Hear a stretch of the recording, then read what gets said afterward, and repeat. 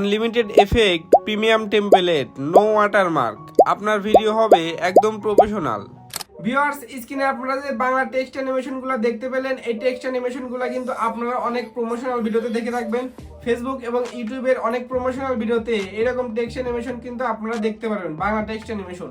তো আজকের ভিডিওতে আমি আপনাদেরকে দেখাবো যে কিভাবে আপনারা আপনাদের হাতে থাকা স্মার্টফোনটি দিয়ে ক্যাপকাট অ্যাপসের মাধ্যমে সহজেই এরকম বাংলা টেক্সট অ্যানিমেশন তৈরি করবেন।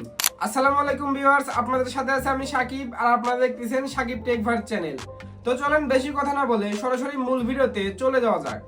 সর্বপ্রথম আমি এখানে আমার পিক্সেল ল্যাব অ্যাপটি ওপেন করে নিলাম। পিক্সেল ল্যাব অ্যাপটি ওপেন করার পরে এখানে আপনাদের সামনে এরকম একটি ইন্টারফেস চলে আসবে। আপনারা এখানে নিউ টেক্সট নামে এখানে যে অপশনটা দেখতে পারতেছেন, আমি এবার এখানে ডবল টাচ করতেছি। তো এখানে ডবল টাচ করার পরে এখানে কিন্তু এরকম টেক্সটের অপশন চলে আসবে। তো এখানে আমি টেক্সট লিখে দিচ্ছি, অর্থাৎ আমি যে ভিডিওটা তৈরি করছি ওই ভিডিওর যে স্ক্রিপ্টটা আছে ওই স্ক্রিপ্টটা কিন্তু আমি এখানে লিখে দিচ্ছি। আস্তে আস্তে আপনারা ছোট ছোট করে ওই স্ক্রিপ্টটা আপনারা এখানে লিখে দিবেন। দেখেন আমি সর্বপ্রথম লিখছি এখানে আনলিমিটেড। এরপর এখানে দেখতে পাচ্ছেন আমি এখানে নিচে থেকে ফন্টে চলে আসলাম এবং এখান থেকে আমি একটা ফন্ট এখানে দিয়ে দিছি। ফন্ট অ্যাড করার পরে এবার আমি চাচ্ছি যে এটা আমি করে দেবো, অর্থাৎ আমি এটাকে একটু শ্যাডো বাড়িয়ে দেবো। তো এখানে দেখেন আমি এখানে সাইড থেকে এখানে শ্যাডোতে চলে আসলাম এবং এটাকে আমি ইনেবল করে দিলাম এবং এখান থেকে আমি লাল রঙের যে শ্যাডো আছে এটা আমি এখানে থেকে দিয়ে দিলাম। এবার আমি এটার কালারটা এখানে আমি চেঞ্জ করতে যাচ্ছি। তো আমি এখানে নিচে থেকে কালারে চলে আসলাম এবং এখান থেকে গ্রেডিয়েন্ট আসার পরে এখান থেকে আমি হলুদ রঙটা এখানে দিয়ে দিলাম। এবার দেখতে পাচ্ছেন আমার টেক্সটটা কিন্তু এখানে রেডি হয়ে গেছে। তো এবার এখানে 4 নম্বরে যে অপশন আছে এখানে আসলাম এবং এখান থেকে ট্রান্সপারেন্ট যে অপশনটা আছে এটাতে ক্লিক করলাম। এবারে উপরে ফাইলে ক্লিক করে এখানে সেভ অ্যাজ ইমেজ এইখানে একটা ক্লিক করলাম। এবারে এখানে দেখতে পাচ্ছেন ডিফল্ট নামে একটা অপশন আছে, আমি ডিফল্টে ক্লিক করে এখানে আলট্রা করে দিয়ে এবার এখানে দেখতে পাচ্ছেন সেভ টু গ্যালারি নামে যে অপশনটা আছে আমি এটাতে একটা ক্লিক করে দিলাম। এবার দেখতে পাচ্ছেন আমার এখানে কিন্তু একটু লোডিং হচ্ছে। লোডিং হওয়ার পরে আমার এটা কিন্তু এখানে সেভ হয়ে গেছে।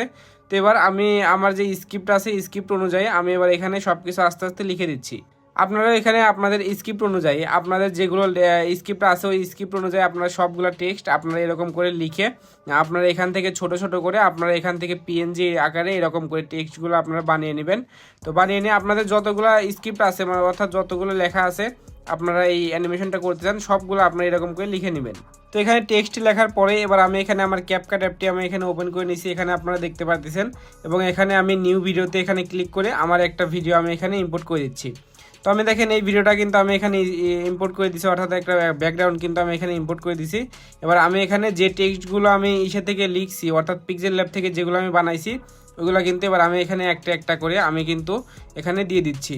আপনারা আপনাদের যে ভয়েস আছে ওই ভয়েস অনুযায়ী আপনারা কোন জায়গায় কোন কথাটা বলছেন ওই অনুযায়ী আপনার টেক্সটের এইগুলা পিএনজিগুলো আপনারা এরকম করে দিবেন এবং নিচে থেকে আপনারা এটাকে ছোট করে দিবেন। মানে আপনি যে পর্যন্ত ওই কথাটা বলছেন ওই পর্যন্ত রাখার পরে বাকি অংশটুকু আপনি এখান থেকে ডিলিট করে দিবেন।